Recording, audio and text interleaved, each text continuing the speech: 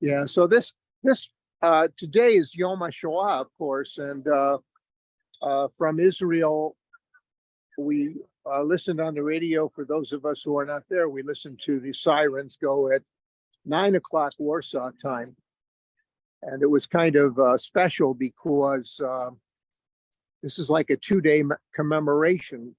Today, Yom HaShoah, and then tomorrow, the actual 80th anniversary of the April 19 beginning of the uprising. And the whole city's wrapped up in this. Maybe let's just walk to the other side of the monument. You made fun of me, then I asked you about the other side of the monument. So let's see if we can talk to people about that. Yeah, we can get through, I think. By the way, everybody, you can see these daffodils everywhere. You see Lena is wearing one. They made 450,000 of these, and they're even distributing them in other European countries. I guess you're right. We have to go this. Oh no, we can squeeze through. And they've planted daffodils all around the museum. Okay, this is the back side of It's not the back side. Okay, it's the front side. It's the other side of the monument. What is that? Somebody left. That wasn't nice. I would put it right down there. Andy, you can hear me fine? Yes. Okay, I need you to confirm, so I don't want to be talking. So, Lena, tell us about the image here. This is this composition is called Way to Destruction, and this is just showing ordinary people. It's of course also symbolic because it's showing men, women, children, old and young people who are going to their deaths. And you see only 2 helmets of German soldiers and the bayonet. And can you show me? I hope so. Probably. There's the helmets. I think you see the bayonet. Yeah.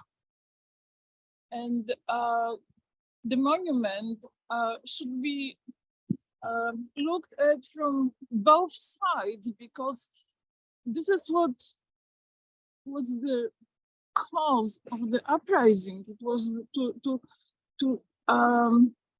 to revenge for the death of their loved ones, of their families. So this is what happened. This is telling the story, what happened, and then there was the fight. So you can't divide them. This is all the story of the people who were in the Warsaw Ghetto. Okay, thank you for that. Now, I've always been told that here, I want to make sure. Okay, I've always been told that this monument was made from material that was brought here originally by the Germans to build a monument to Hitler. Yes, exactly. This was somewhere in Sweden. It was already prepared for the monument for Hitler, and this was decided to be used for this monument. Okay, we are almost at start time, I see. I've got 9:44 Central Standard Time, Central Daylight Time. Andy, is that the same with you? Yep. So let's give it just another minute. We just had a couple more folks join too. So maybe give it just another minute or so, and then we should be ready to start. Michael, can you hear me? Yes, I can. Would you like to say hello to Adam and maybe tell him whatever, what would you like him to talk about? Hello. What to say? You can do that, Magda, right now, because we are going to get started. So let's just play it by ear. We're going to let Stephen, are you doing the introduction today, or is Alan doing it?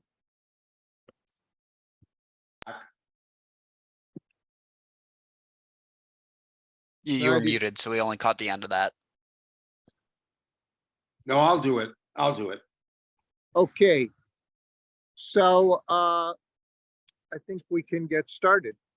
It's quarter to- It's 1:45, and we only have Lena for a few minutes here. And I'll explain the order, but let Stephen get started with the general intro. And Andy, if I need something, I'm just gonna speak to you online here. I'll keep myself unmuted. Okay, sounds good.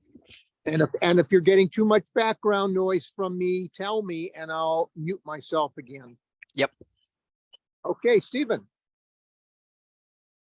Hello to all of you who have joined us to observe Yom HaShoah, or Holocaust Remembrance Day.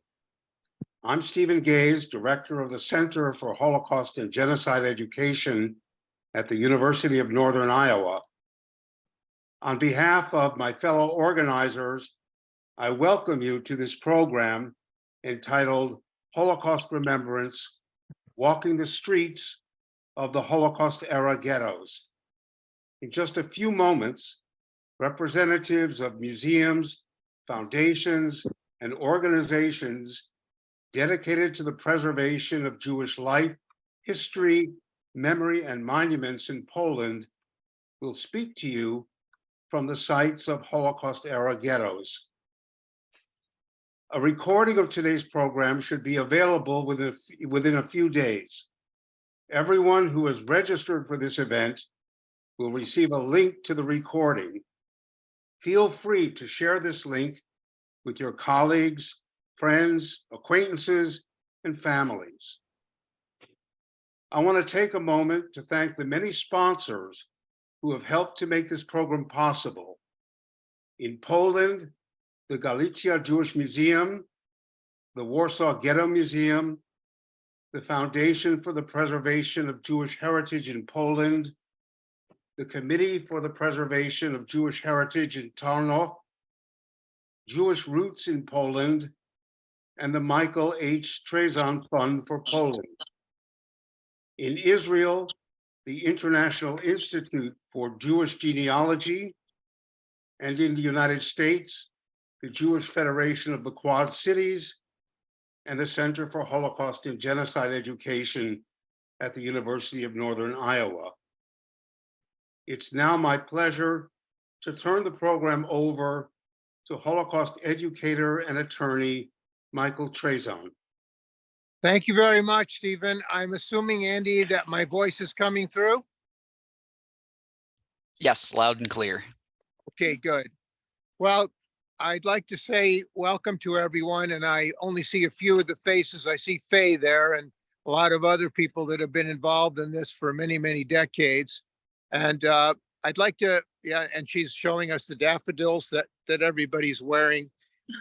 Let me start, if I may, by saying what this isn't. This isn't really going to be an education about the ghetto or about the Holocaust, the Shoah. It's intended more to just give you an opportunity for, if you can't be here on these streets in Poland, it's meant to give you a feel for it. So we're going to start out here in Warsaw, and we're going to talk a little bit about this monument that's behind us and the museum and the place we're standing. And then we're going to switch down to Krakow, where Kasia is going to speak to us from the ghetto square there. And Krakow is one of course, one of the most well-known ghettos, along with ghettos in other places. And then we're going to come back here and I'll talk from Miła 18, the bunker. And then we're going to switch down to Tarnów, and we're going to meet Magda and Adam down there in front of the Bima, which still remains from the synagogue there. And then we're going to switch over to our friend Kamila, who is in Zdomska Wola. And she'll talk to us about that ghetto as well. And then by the time you get back to me again here in Warsaw, I'll be over at the infamous Umschlagplatz monument, from where the Jews were taken from the ghetto to Treblinka.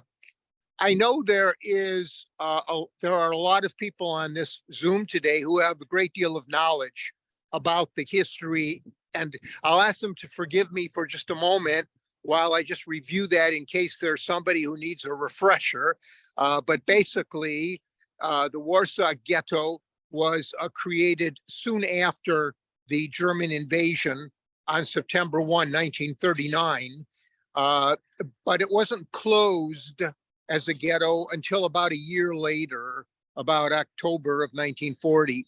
And within the ghetto, not only the Jews of Warsaw, but the Jews of the region and Jews brought from far away. At some point, I guess one could say there were as many as 450,000 Jews in the ghetto. That number, I suppose, is debatable, but what happened eventually was that the ghetto had been divided into two parts, a small and a large. And the small ghetto was emptied and closed. You all have seen those famous photos of the bridge over Chmielna Street. And that ghetto was closed, and this large ghetto remained. And beginning on that infamous Tesha B'Av of July 22, 1942, the Great Axia began to liquidate the ghetto, or most of the ghetto. And over the ensuing several months till a date in September around Yom Kippur time, hundreds of thousands of Jews, the ones who hadn't yet died from typhus and diseases and starvation, hundreds of thousands were taken to the Umschlagplatz and taken to Treblinka to be murdered upon arrival. Then the action stopped for a while to be resumed on January 18, 1943. The Germans began, but by that time, the organizers of the underground managed to get a resistance going. Remember that not everybody had been in favor of resistance before then, but by now it was clear that the end was coming, and they rose up against the Germans, and the Germans withdrew very, very quickly on January 18. And then the Germans resumed on April 19, 1943, and that is the day that tomorrow we'll be observing the 80th anniversary of. The fighting went on into May. By May 16, I think it was, Jürgen Stroop, the general of the Germans in charge of this mass murder, announced the end of the Jewish residential district in Warsaw by blowing up the great synagogue which stood on Tomatsky Platz. And today there is a very tall building, an office building there. Well, that's the general layout. We're commemorating the ghetto. We're also commemorating Yom HaShoah today.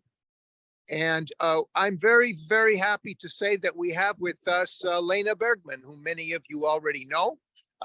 Lena is a preeminent historian, the author of many, many works.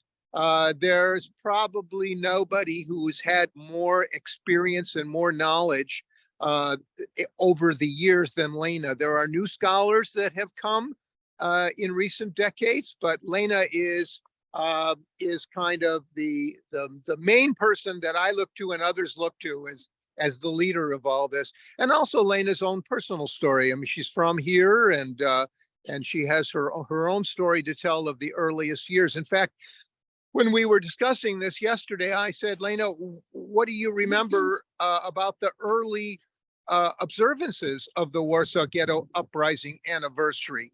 This monument was erected in 1948, and there's extant film of the ceremony that took place in 1948. But Lena, what do you recall from these observances in the past?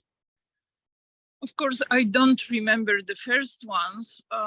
I think that the earliest one that I remember was of 58, so 10 years later. This was the 50th anniversary, and there must have been some ceremony here. There must have been some Israeli delegation here, because I remember that somebody was speaking in Hebrew. In fact, this was for the first time when I heard Hebrew spoken.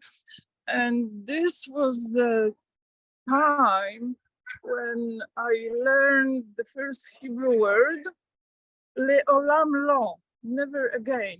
This was repeated and repeated. And of course, there were several other occasions. I mean, later there were commemorations. And then, of course, there started to be independent commemorations. It was connected with Marek Edelman, who did not want to be part of the official commemoration. So the group following Edelman was growing and growing. And this is how it is also now, that in fact there are two separate, well, not totally separate, but still different commemorations. And I think it was in 1983, on the 40th anniversary, there was already the emergence of Solidarność, and that was a major ceremony. Do you remember the 1983 ceremony? I do remember it was just the martial law was finished, and this was the time when the Polish government was seeking for some, just to show some positive sides of the situation here. And it was a huge number of people, delegations from various countries. They brought a lot of people, and I think this was for the first time that the separation between the official and independent commemoration. Okay. You know, let's walk around to the second side of the monument. It's not that there is first side or second side. I just want the monument to be seen from both sides by everybody. Yes. Okay. Thank you. So where we're standing now, of course, we'll walk around there. Where we are is now a museum plaza, but before this museum was built, this entire section had been left open, and it was kind of, for me and others, a monument in itself, showing the vacancy. But this museum, the Pauline Museum, which is now, I think, 10 years old. Yeah. This, well, I think next year will be next year. Yes. So the this was erected just opposite the Rappaport Monument, which we're looking at now.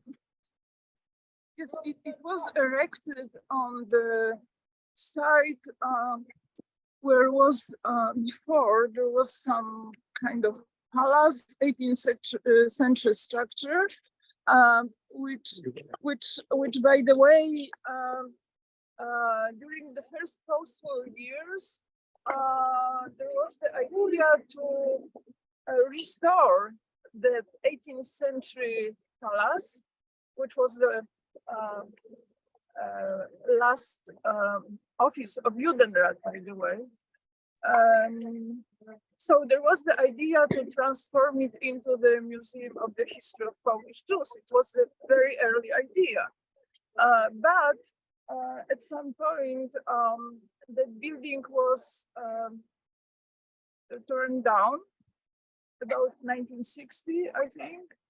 And quite many years had passed until there was this new idea of building a completely new structure in the same place. So there were archaeological excavations here, and many objects, many artifacts were found in the vicinity here. So this is not a neutral place. It's very much connected because in fact this whole square was composed in such a way that the monument is the central part of this whole square. Okay, thank you very much. I could go on for hours talking with you and about the history, what we're looking at today when we look at these buildings that are in the neighborhood. These are, of course, all post-war buildings. All of this ghetto had been destroyed. And Jan Jagielski of blessed memory, I think he once told me how many thousands of rail cars were used to take away rubble, and some rubble was remaining here, so that when you walk along the streets here, you can sometimes see a hill, a mound, and you think it might be decorative landscaping, but it's actually the refuse from the destruction of the ghetto. What were you going to say, Lena? I wanted to say that we don't know exactly what is under our feet Right. here. And it's very important to pay attention to those mounds, because we are sure that there are ruins, and who knows what is there. And also the buildings here, they are also built of this rubble. This rubble was changed, was crushed and made into some kind of bricks. So it's when you know how it happened, and how it looked like, and how it was then decided to use this material, you have the feeling that who knows what's inside and what is underneath. I mean, I have to think about it all the time. I can't imagine living here. Yeah. Well, I know exactly what you mean by that. And in a little while, we're going to walk over to Miwa 18, where there is an archaeological dig that we saw on an earlier program. Lena, I know it's cold out here, and I really appreciate your giving us some of your time today. This is a busy week in Warsaw. And Andy, this might be a good time to switch down to Kasia in Kraków till we come back. Hello, ladies and gentlemen. My name is Kasia Suszkiewicz, and I'm head of education department at Galicia Jewish Museum. I'm connecting with you from the Ghetto Square, Ghetto Heroes Square in Kraków. It's my great pleasure and honor to be here today with you. And I want to quickly speak about the ghetto in Kraków. It was located in Podgórze, behind the Vistula River, and it was on a very small area of 15 streets, 320 houses. The population of from 15 to 20,000 of Jews was concentrated. It was very crowded, and the situation was pretty similar to other ghettos. Some more details about it. I will show you, I will point out three important places. Can I interrupt? Can I interrupt just for a Sure. moment? I don't see a picture. Are other people seeing a picture from you? For some reason, I don't. I'm not sure, Michael. I'm just showing the site right now. Can you see the site? Okay. Can you see the Yeah. square? Yep, we can For see it. whatever reason. Okay, everybody can but me. That's fine. That's fine. Go ahead. I'm sorry. Okay, so the important, you can see the square, and on the square you can see the chairs. Before the war, there were 68,000 of Jews in Kraków. The monument was done in 2005, and we have 68 chairs to commemorate the population of Jewish community in Kraków. Why is it exactly here? Because from this particular place, there were two deportations which started in June and October 1942. And there were many furnitures, chairs, things, belongings, Jewish belongings left when the Jews were forced to walk in this direction to concentration camp Płaszów. Jews, while being in a ghetto, were forced to work, and one of such places where they're supposed to work is in this direction. This is the direction leading us to former Schindler's factory, today the Museum of Occupied Krakow. The place, which was very important as well, is the small building at the corner, which was the pharmacy under the Eagle. It was run by the only Pole left in a ghetto, who was Tadeusz Pankiewicz. Let me just walk a little bit over there.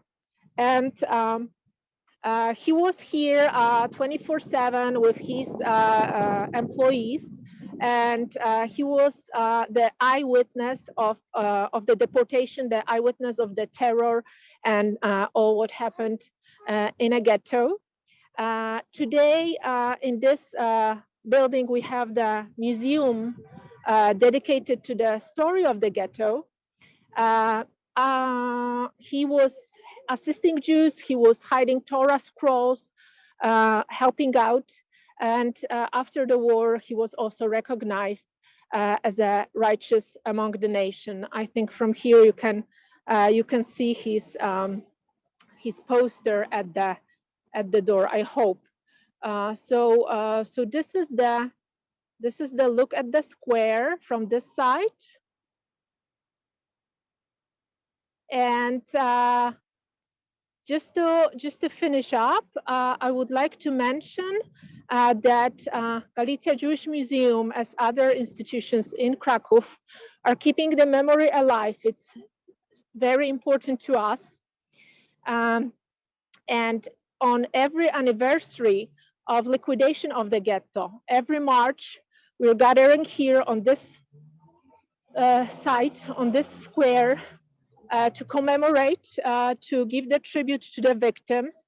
And what we do is we're marching from here to Kyle Płaszów to remember, simply to remember, and to keep the memory alive, because it is important, and it allows us to make better choices, remembering about what happened.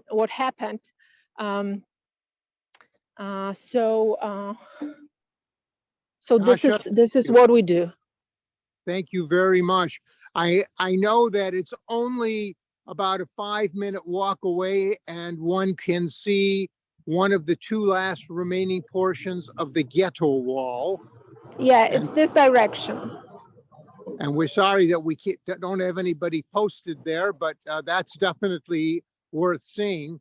And you know, as Kasia explained, the Jews were brought across to this area, Podgorze, and from here the liquidation took place. Kasia, thank you. I hope you'll stay on in case there'll be questions later. But thank you very much. Yes, I will stay on. You. And ladies and gentlemen, where I'm standing right now is around 200 meters, maybe less, from the museum. I'm standing at the monument to the Miła 18 bunker. This address before the war was Miła 18. Today it's Miła, but a different address number. And you can see the height of the mound here. This was deliberate to show the height of the refuse and rubble that was remaining from the ghetto. There were millions, hundreds of millions of tons of rubble that were taken away from here. And as Lena pointed out, some of it remains, and some of it remains even in these buildings. When I first came here in 1992, I couldn't understand how anybody could live in the same place where all this was happening. And then as year after year went by, there began to be an appreciation for the fact that, yes, life goes on and people do live here. But today, people really know what happened. This monument is for those who died in the bunker. The fact is that at the end, when they knew the end had come, the decision was made to commit suicide rather than to be taken or killed by the Germans. And there's a new book that came out just a week ago in Polish about women fighters and about the bunker. And one of the items in there is that a comment that it was a rash decision to commit suicide. There were escape routes, and in fact, yes, there are people who escape 15 maybe through passageways who did not commit suicide in the pact with everybody else. And some of those people, of course, survived. Marek Edelman survived, and Simcha Rotem and others survived as well. I'm going to walk up these stairs here. Part of the experience of being here is thinking back over the years, 3 decades plus, and I can recall when I arrived, I will call it the liberation of Poland was just in process from the Soviet domination. And a lot of this history simply wasn't known by the general public. And today people know, they know, and see some people have left. And very often these are left by Polish non-Jewish people, just people who live in this area. This is another monument, a more crude, and it's all Yiddish with names inscribed and a description of what happened. And here I'll show you the backside of so underneath here and next door where you see this tent was the bunker. And the bunker, there were many bunkers. There wasn't just one, but this was the bunker that was most famous in stories. John Hershey wrote a novel in 1951 called The Wall, and he modeled his characters after Analevich and others, Ringelblum. And this property had never been archaeologically examined. And part of the reason for that is that because there are bones everywhere, the remains of people who were killed, there's a reluctance to disturb these graves where these people lay. But this excavation began just last summer, and it's been amazing. We had a broadcast from this site underneath which the tent is, and we've seen some of the artifacts that have come out. I think maybe we'll even try to send you the link to that other program we did, if Andy can arrange that, so that in the future you might want to look at that and see what was dug up. But the bunker had been occupied as a hiding place before the resistance movement moved in. It was basically kind of a quote unquote underground or mafia operation. Very rich people who were dealing in smuggled goods and selling at high prices, etc. They occupied the premises. And then the next occupants were the fighters. So we found gun from the fighters, but we also found Hebrew books and other religious artifacts from those who had been there before. And again, all these buildings, these are all, post-war buildings. And the streets that we're on, they have the same names, but they often do not follow the same direction. Now, what I'm going to do now is I'm going to go back down for a moment so you can see where the excavation area is. And then after that, we're going to switch to Magda and Adam down in Tarnu. Let me just walk out this way. Tomorrow at 12 noon, they'll have sirens all over the city. I think that's what they've done in the past. So these bunkers were very often connected with one another, and the rooms had names. They gave different names to the rooms, and in some descriptions, it talks about how difficult it was, and other times it talks about that there were facilities that you wouldn't expect they were able to arrange in a bunker. So we're locked out right now because of the works that are going on. I was told we could have access on Friday, but by then it's too late. But that's what's set up inside.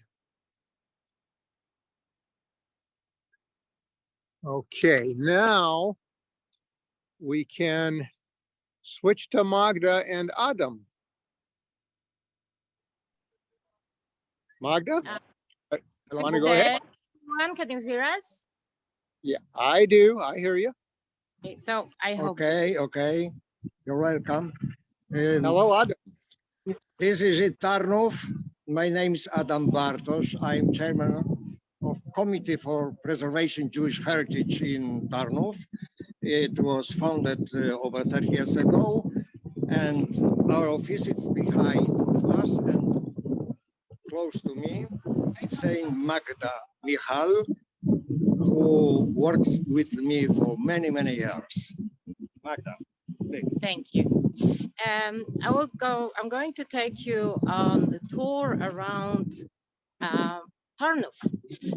But I would like to tell you a few words because as much as probably everybody knows Warsaw and Kraków, Tarnów might sound a bit exotic to some at least. And it is very important to know that Tarnów had one of the oldest Jewish communities in Poland. Tarnów was a home for a thriving Jewish community for over 400 years. And before, prior to the Second World War, there were almost 25,000 Jews living in Tarnów, which establishing half of the population of the city. This means that percentage-wise, when it comes to larger cities of Poland, Tarnów was the most Jewish town. It was more Jewish than Warsaw. It was more Jewish than Kraków, than Lodz, than Lviv or Lublin. But it all unfortunately ended. It was all ended by the Germans the moment that the German occupation started. I'm gonna switch now so you can see. Right.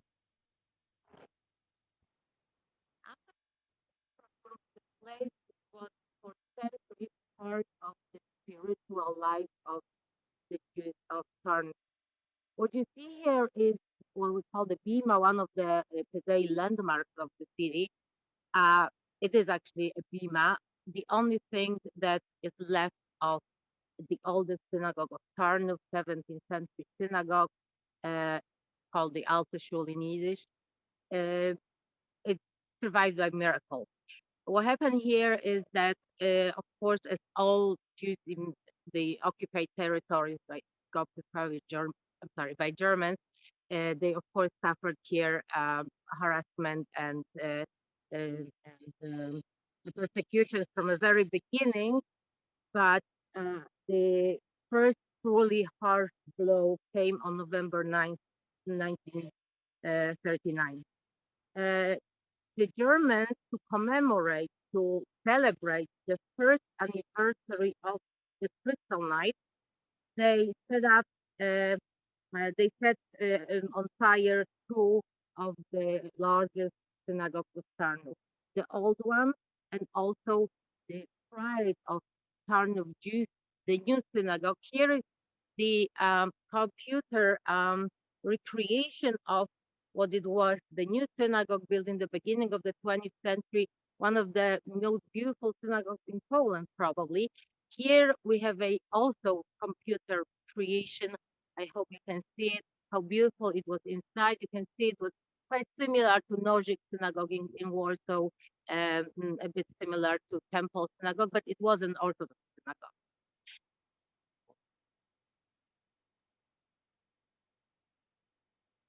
Now we're gonna walk toward the street that is called Żydowska Street.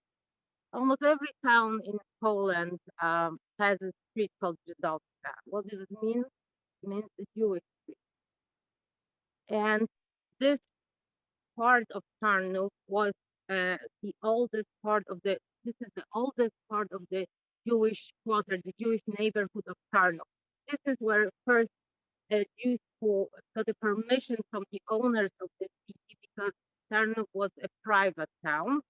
It's important to know, not a royal town, but a private town. The Jews, when they got permission to settle here, of course, could not settle everywhere they wanted to, but they got a certain area and where they could buy houses and live. So this part of Tarnów was actually not in the ghetto, but because the area of the ghetto in Tarnów was very much destroyed and there are new houses built there, like in Warsaw. So I decided to take you on the tour of in this part of the city, but it's not that this part of the city was not a witness of the horrifying scenes during the German occupation. As I said, Tarnów had 25,000 Jewish inhabitants before the war, but the Jewish population of Tarnów was growing quite rapidly because some smaller towns and villages were ordered to move to larger towns. Something weirdly because they believed that it was easier and safer to live here. In 1941, the Jewish quarter was established. It was open. Jews could still quite freely move around the city, but 40,000 of them, because that's how the number of Jews grew, they were forced to live in a massively overcrowded, cramped conditions, of course, suffering and dying from hunger, from diseases, hard work, and in many situations that were taking place before what was the beginning of the end of the Jews of Tarnów, which is called the first action, the first special operation that began in Tarnów June 11, 1942. What you are seeing now is one of the most beautiful Renaissance marketplace, the old marketplace, the Rynek of Tarnów. You have clear start today, but in the week of the 1942, it was a witness of horrifying events. Germans. Magda, I'm sorry to interrupt, but can you move the microphone up a little bit where or I don't know if your hand may be covering it or something, but you're getting really muffled.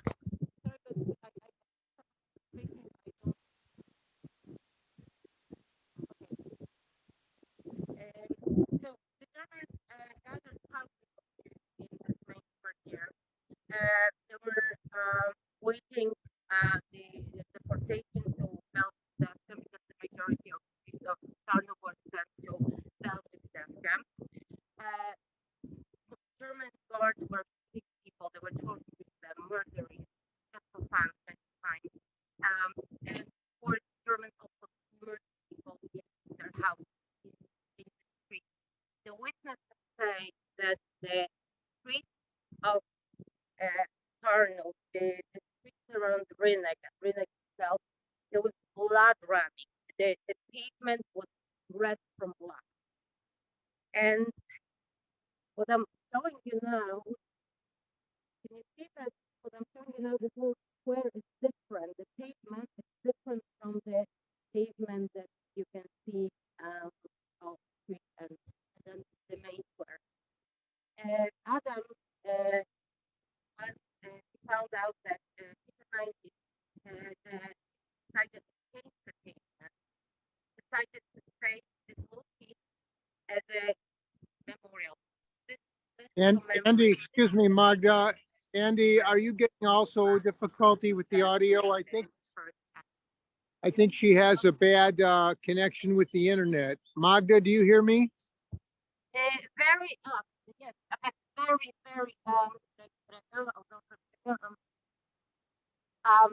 yeah, I can hear you, but partly. Yeah, Andy, am I the only one, or are you having difficulty with hearing the sound? No, Andy? we're having the same issue. I don't know if Okay. it's I don't know if the phone is a little too far away or if it's an internet issue. I think it's an internet issue, and the scenes, the visuals are great, but it's difficult to hear the narrative. Magda, I think we better, I don't think we have the connection good enough now for this. Well, I can't hear it. Yeah, it's too muffled. Let's switch. Let's go away from Tarnów to Zdanska Wola, and then we'll see if we can get back to Magda before we close today. So thank you, Magda. Thank you, Adam. And now to Kamila Klashinska in Zdanska Wola. Better start, Kamila, by telling where is Zdanska Wola?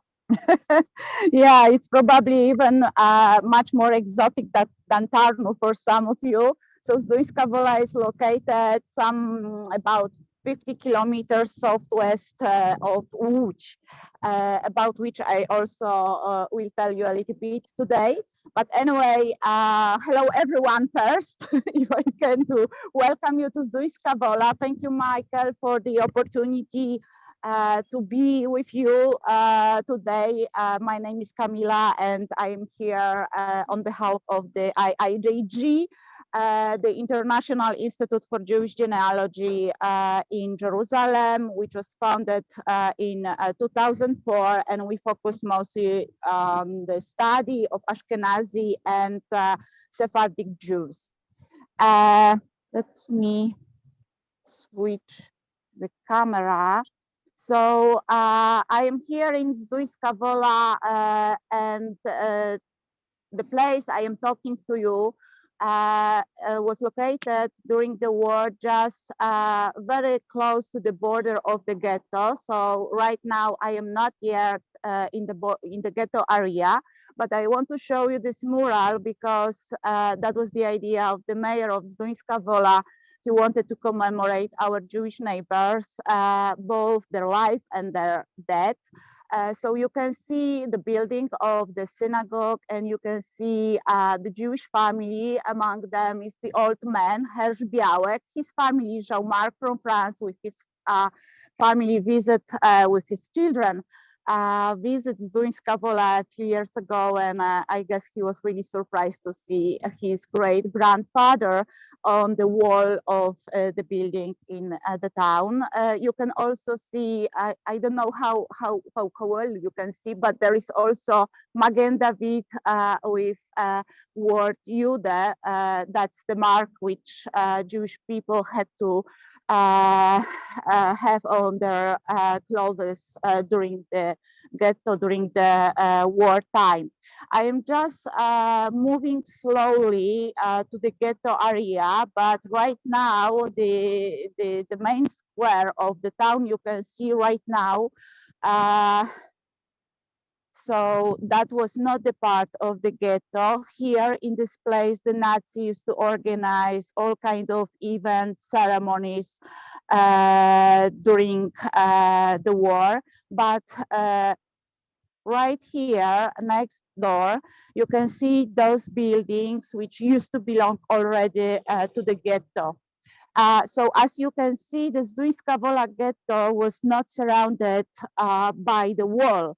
Like, for example, ghetto in Warsaw or Krakow.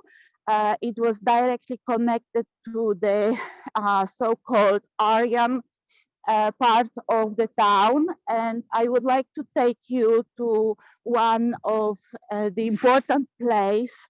The buildings you can see here are original one from the past. So I'm taking you right now to the place where the synagogue was located. So the place, the center of the religious life of Zduńska Wola Jews. The synagogue was located exactly in the place you can see right now, these tall trees. I also took you here because, you know, during the war, Zduńska Wola, Łódź, surrounding towns were included into a so-called Vaterland or Vategau district of the Third Reich. Here we came to the courtyard because when in a very early September 1939, when the first bomb fell on the city, the lot of residents decided to flee the town, but including Jews, of course, but some of them decided to stay. In this white building, three religious men, Mr. Strykowski, Oizerovich, and Hershberg, decided to stay, pray. They were very religious men, and look after the synagogue. But when the first German soldiers came here, they take them out of the house and shot somewhere over here in this courtyard. So this is the first place I wanted to show you, which actually, connect the past from before the war with the time of the war, the time of life with the time of death. Now, I would like to take you for a very short walk around the border of the ghetto. Maybe a few words about the ghetto of Zduńska Wola. That ghetto was one of nearly 600 ghettos established by Germans in Poland. The Zduńska Wola ghetto was exactly established in spring 1940 and was liquidated in August 1942. All residents, all Jewish residents had to stay, were imprisoned in a very small area. So 8 people used to live in one room. The head of the community of the Judenrat of Zduńska Wola was Jakub Lemberg, Dr. Jakub Lemberg, very warmly remembered by the Zduńska Wolers, by the former residents and survivors. He was a true hero here in Zduńska Wola. We have actually a few places to commemorate his person in the town. So Dr. Jakub Lemberg was a Zionist, and he really believed that one day he will leave Poland to Palestine, and then he will be able to build the state of Israel. And he even got a passport and permission to go to Palestine just right before the war. But when the war broke out, the local Jewish residents asked him to stay with them and protect them. So that's what Dr. Lemberg did. He just trying hard to organize a food for them.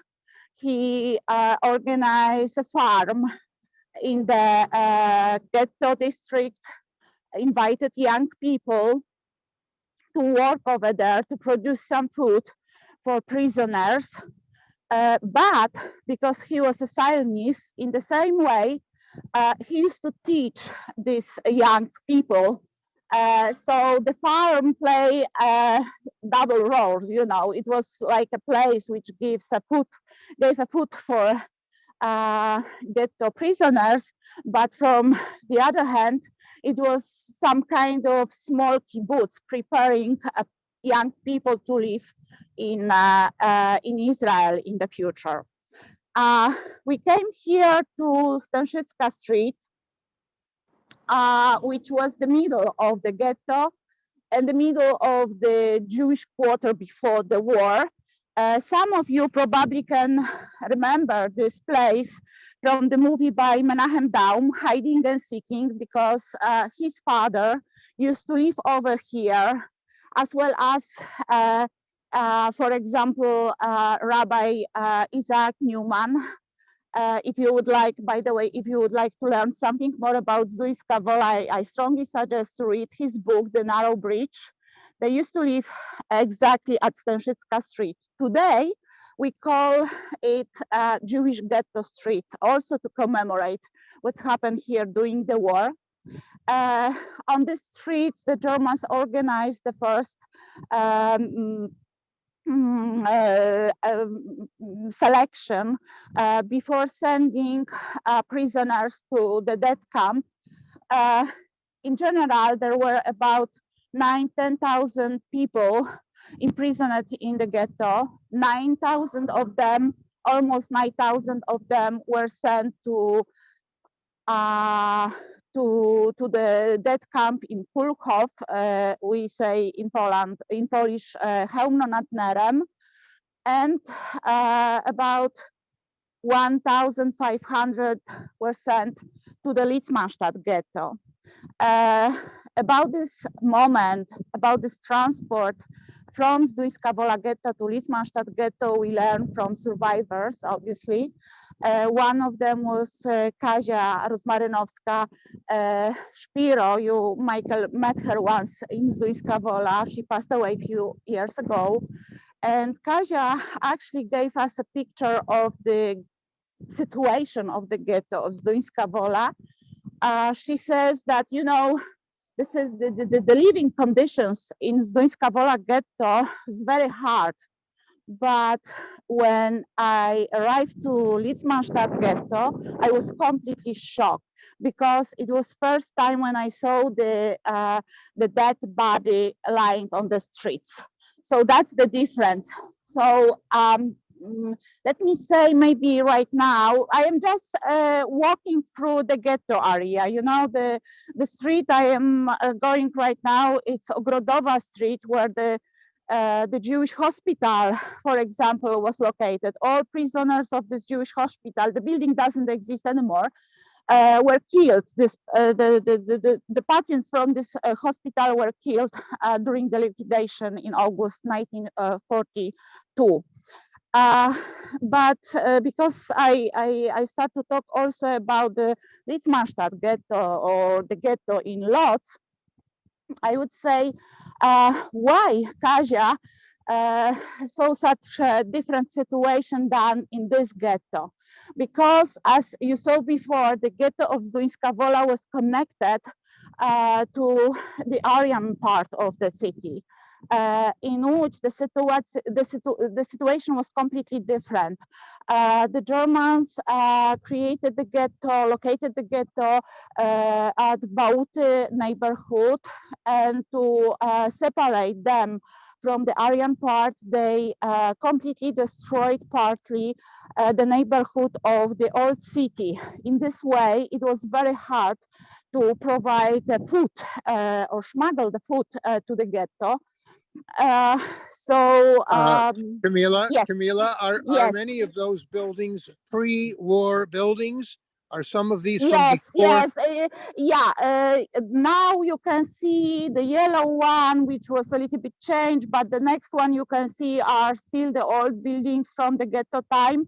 But here, where this hospital was located, it's completely, you know, a new neighborhood built under the communism regime. So this is how it looks like right now.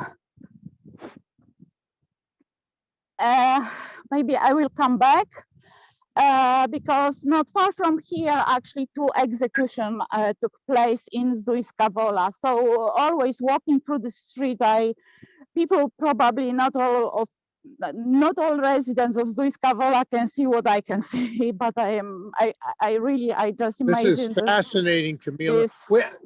We have around 2 or 3 more minutes if you can show us some more.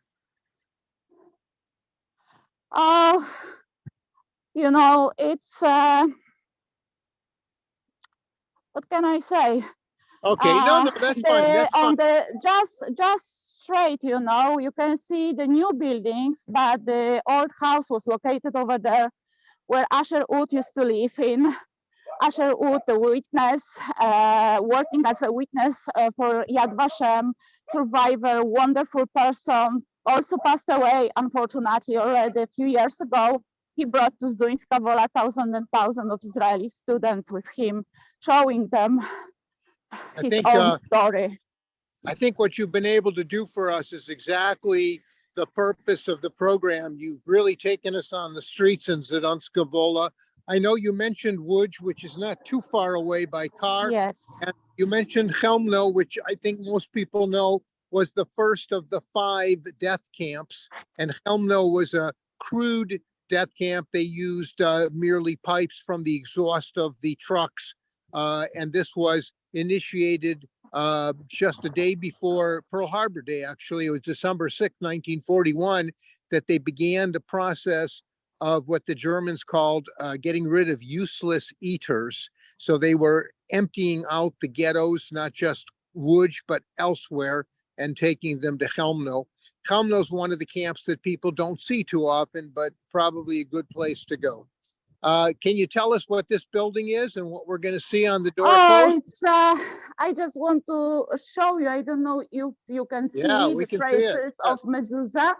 Yes. It's, I guess, the only one which survived in Zduńska This is actually the courtyard where Menahem Zdaum's father and Rabbi Isaac Newman used to live. The synagogue was just behind these buildings you can see right now.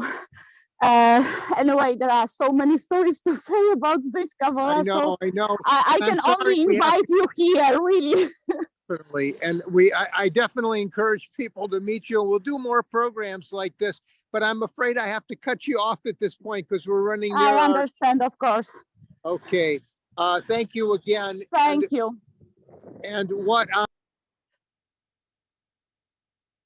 is far in the distance, you can see the building that looks like a Moscow skyscraper, because that's actually what it is, the Palace Kultury, which was the gift of Stalin after the war, and the gift, and it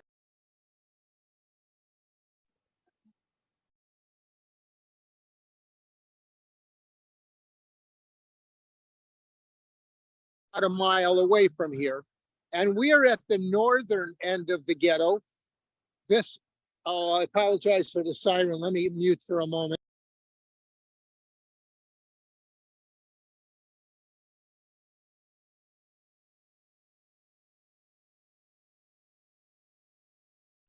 What the building you're looking at here is where I live, and that's at the very northern end of the ghetto.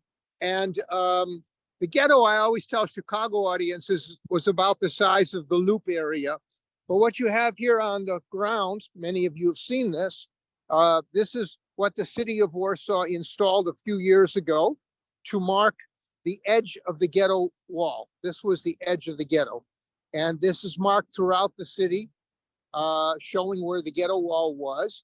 And then these monuments show passersby where the ghetto lay, colored in gold here in the midst of the city.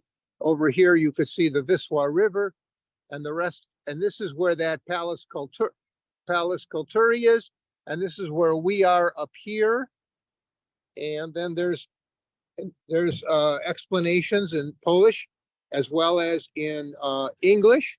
Now I'm walking back over the ghetto wall, and over here, you see a building, kind of a yellowish building. That was a building from the ghetto days, and it was used at one stage by the Chista Hospital. Chista was a major Jewish hospital, but during the ghetto days, it moved from location to location, and that was one of its locations there. And what we're doing right now is we're approaching from the north side over to the Umschlagplatz. This place here had a rail line that connected it from this place to another major railway station about a mile away, maybe 2 kilometers away. And that they established the place here to gather the Jews. After the war, it was a gas station for many years. And then around 1980s, Nissenbaum Foundation created this monument. Before we go into it, you'll see another building across the way. That was the Gestapo headquarters. That was also extant during the ghetto days. And I'll see if I can get this picture any bigger, because I'd like to show you this building. This is the front of the Chista Hospital. And then here we have the Umschlagplatz monument. You can read this.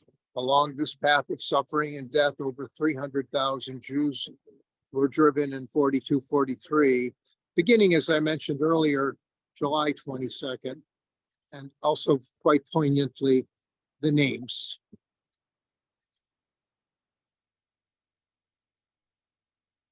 And the very famous quotation from Job, earth, do not how does it go? Earth, do not be deaf to my cries and give them no resting place. And over here, another view of this building. And all that direction you're looking beyond there would be Miwa 18. So let me get the camera turned around here, if I can do that.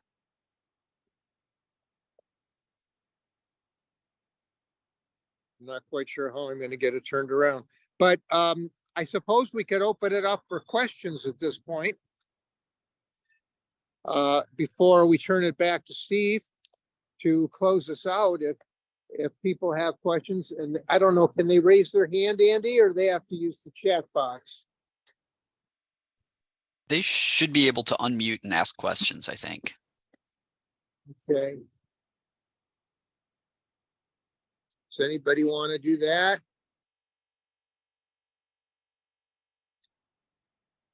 Okay, so let me turn it over to Stephen then. Steve?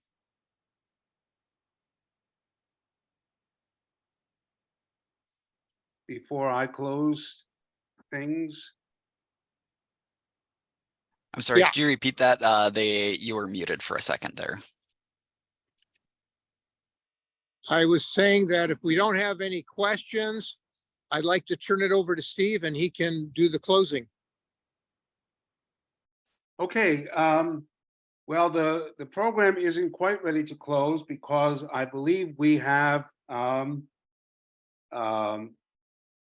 video Senator Alberto Mizrahi singing the Aramaic prayer El Malay Rachmamim, and then we'll conclude the program with Hatikva, the Israeli national anthem, which the lyrics of which are based on a poem written in 1877 by a Polish Jew living in what was then the Austro-Hungarian Empire, but the city he lived in is part of present-day Poland. So there's a Polish connection to Hatikva, the Israeli national anthem. So let me just say once again, thank you to everybody who planned, and especially to the people who participated in this program, showing us these live views of the sites of former Jewish ghettos in Poland. And thank you also to all of you in the audience. It's really been an honor to be part of this program, and I'm sure the other organizers feel that way. And we hope that in our own way, we've offered a fitting tribute to the victims and survivors, not just of the Holocaust era ghettos, but of all those who suffered and perished during the Holocaust. So Andy, I'm going to turn it over to you. And I would invite anyone who is able to and wishes to stand up as we listen to the chanting of the Kel Malay Rachamim, followed by the singing of Hatikva.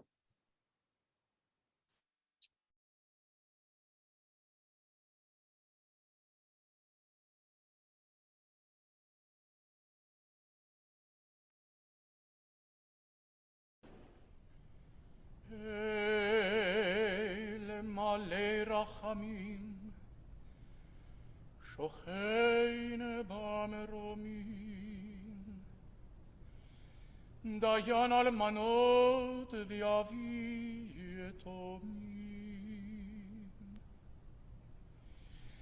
אמצי מנוחה נכונה, תחת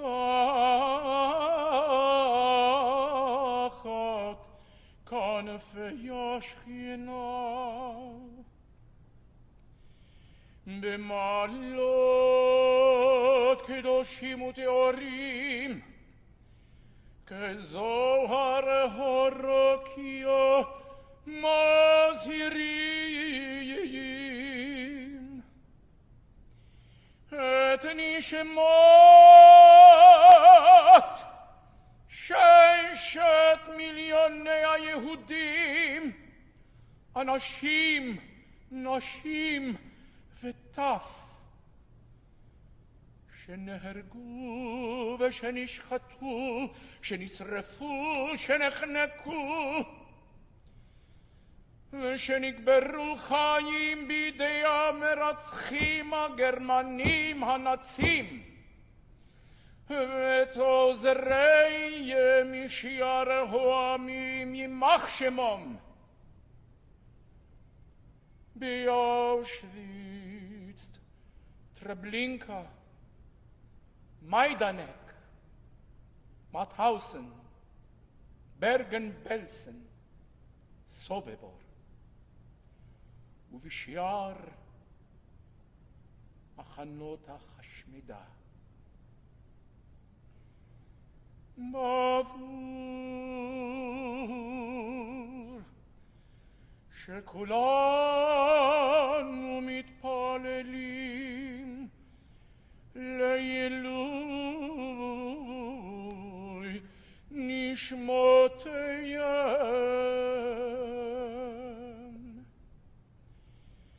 בגן עדן תהי מנוחתם.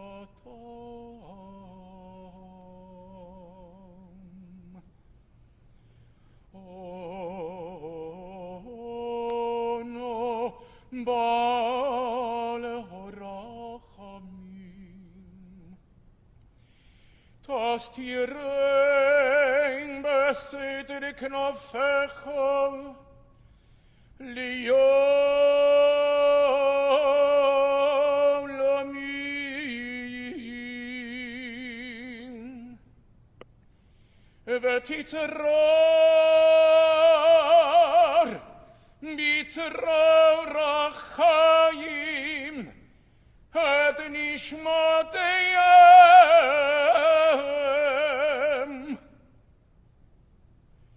ארץ אל תכסי דמם, אדוני הוא נחלתם.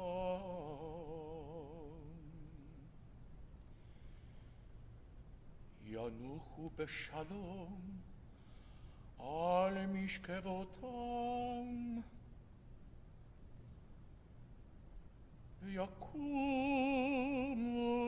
לקץ הימים לחיותם.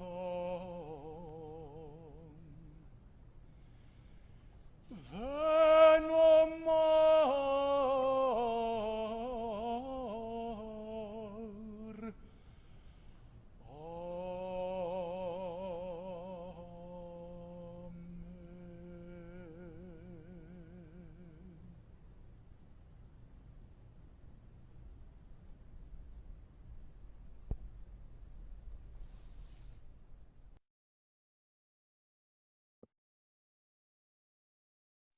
Thank you, Cantor Mizrahi. As always, beautiful. Now, Hatikva.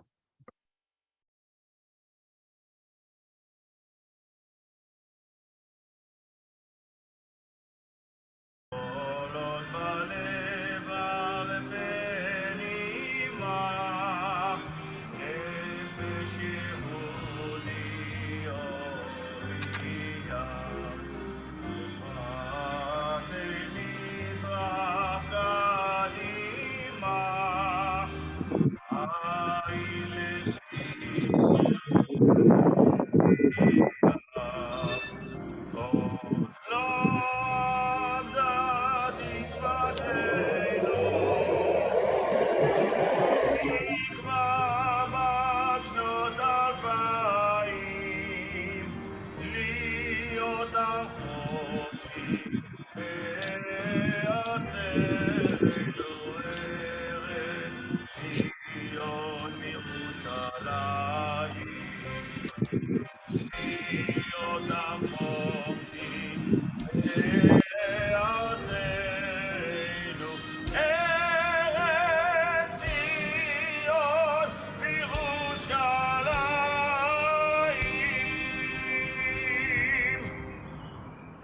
Thank you, Cantor Rand. And thank you all for joining us today on this very sad day of commemoration.